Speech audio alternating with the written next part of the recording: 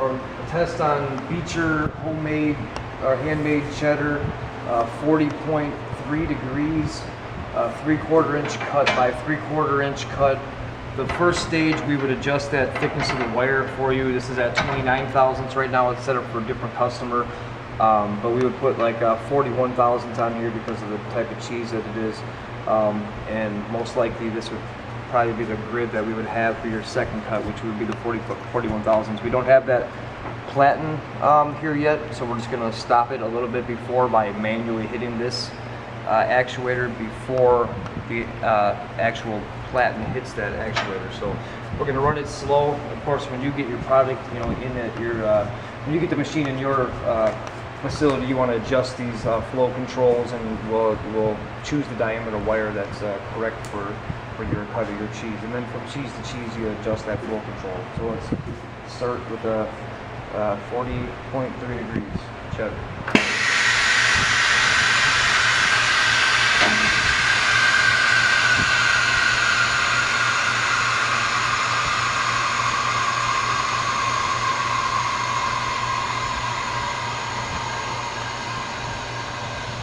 Again, I have it running a little bit extra slow because we have the 29 thousandths wire in there, not the 41 thousandths, which I would want on this cut.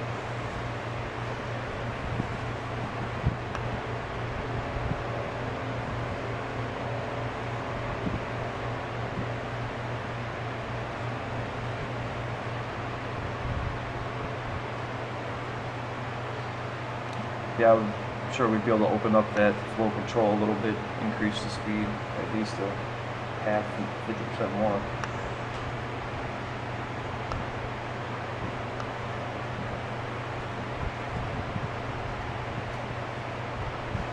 Could probably open it up a little bit.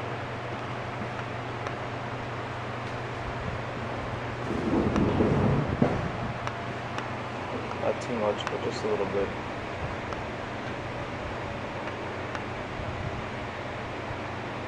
And this is where Beechers, you guys wanted to just put a button on here. This first stage, so you won't actually have to sit here and hold or get tied on. Did you go up a little bit? Oop.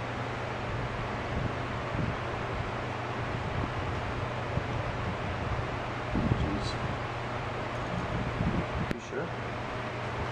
Give her some more.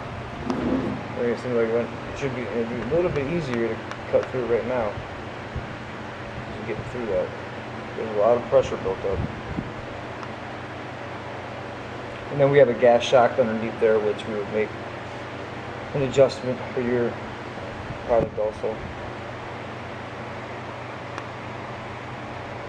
2.5 turns. I'm just curious why it's actually slowing down a bit. I don't want to go much more. What's our gauge at, Scott? Still showing 80? Yeah, just a hair under 80. Yeah, 80. I wonder if it was got to the center, if it was more frozen, you know.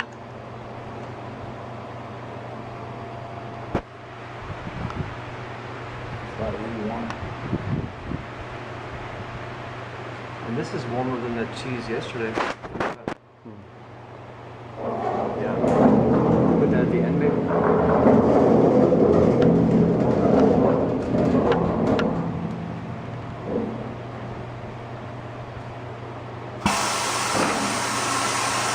I let off the button on accident. Damn.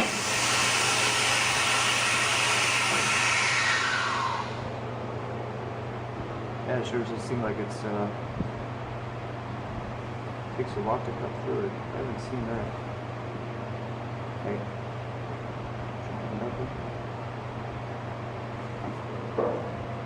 It's gonna, I think it is gonna be it's gonna chuck it pretty good. Should be on that gas shock here pretty soon. Yeah, we're literally an inch away.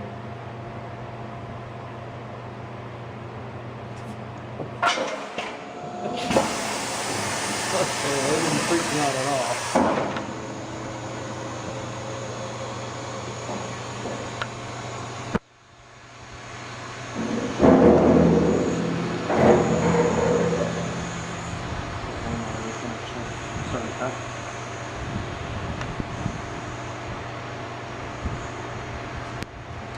think that first slab fell down a little bit. Yeah. and It kinda is push stubbing that on first the wire up the first discharge tray. This cheese is just. You want those I got side it all chutes the way on here, open. Marcel? I got it all the way open. Did you want those sides on here? No. I suppose we don't have the bolts in. I don't think it's gonna happen. Huh? I have it literally all the way open right now. Let's see. What size cut do they want to do? This is the smallest one, the 3/4 by 3/4. But I know you guys were saying it takes you an hour to do this, one block. So it's a slow cut. It's a little. I think we could benefit from thinner wire on this second stage. Yeah, thinner wire for sure, and then thicker wire on the first stage. Maybe with these longer wires here, we would go with like 41,000 across because they're longer and we could make them stronger. And then these shorter ones, we could maybe do the 29,000s because they're shorter. Probably be pretty close to the same strength. I think better even because in the 29,000s you'll have less resistance that's building up on top of it.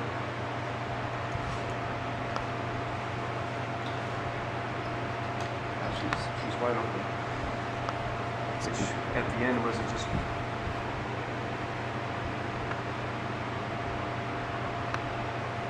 Oh, she's moving. I think it's actually increase. It's going to probably increase speed little by little bit.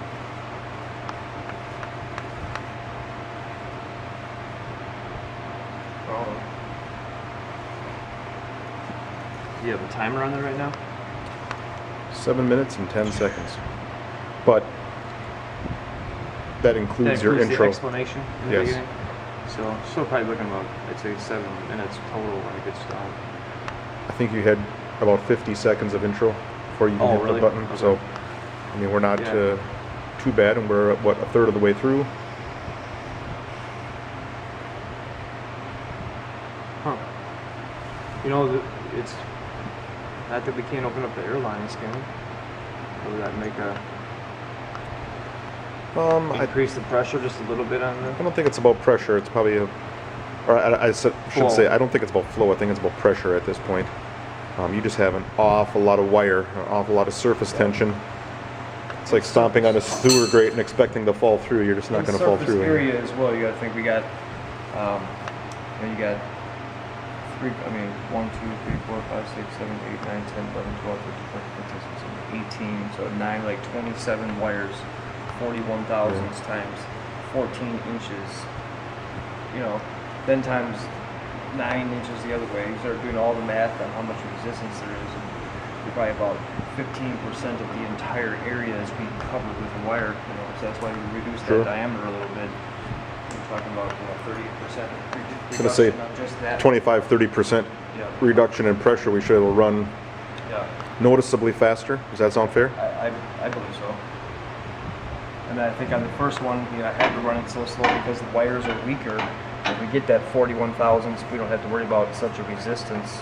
And it's 11 inches side that we're cutting, so we have, less wires than the 14s and 7 that we're trying to cut. Sure. Still wasn't expecting it to cut this slow, but. And not that, I know you guys say it takes you an hour to package these, or at least you can start working with them, right away. If you want, we can, you don't have to have this table, we could have them dump right into whatever current item you have. But this is right at 40 degrees, so all your little cubes, and they're all going to be square. You shouldn't have to be picking out any misshapen round edges or anything, so you're going to have that. At least you're going to have that you won't have to be picking through all these. So yeah, these should all be 3/4. With like tape on me. I'll show you.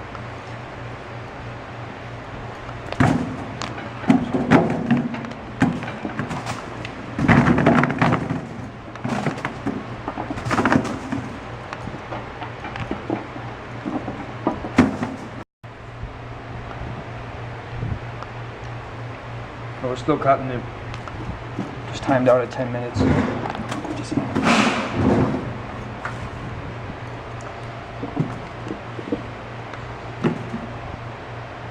So I think with a couple small adjustments, we can increase that speed a little bit at least. Go from there. And I did cut this cheese first because I noticed it was the hardest cheese to cut. The jalapeno seems awfully soft. And that other one, Marco Polo, seems pretty, the 13th century? It seems very creamy. So we'll stop it just before it gets to the end, and it might pick up speed here at the end, Scott, a little bit.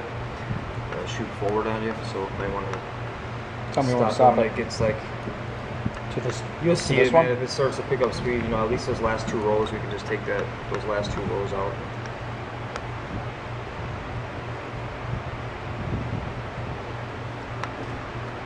Good cheese, you guys make.